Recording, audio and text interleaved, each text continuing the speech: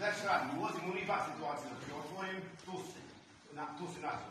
Pokupim koleno, oslonac, radim slajd i dođem ovde. Ako imam petu, već je gotov unibar, to je završena priča. Međutim, Nikola reaguje i sprečava. Šta radimo odavde? Ova ruka mora biti jako laka. Nema zategnuće, vidi kad je ovdje, već je okrećen ka sebi. Samo da vidim palac. Ne duboko, nego dovde. Sad odavde više nema. Šta da gurnem ovu nogu, da bi mogu da blokiram ovo. Čim blokiram ovo je laka, vidi. Kukra. Samo okrećem mali palac ka gore. Mali palac. Ovaj mali prst na gore. Evo još jednu drugi stranu, možda više.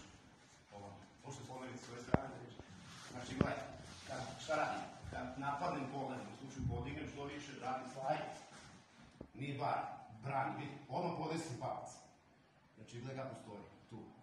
Povlačim ruku, nogu, izvinjam se, ovde, i sad ova ruka je već na mestu. I vršim pritisak na dole i...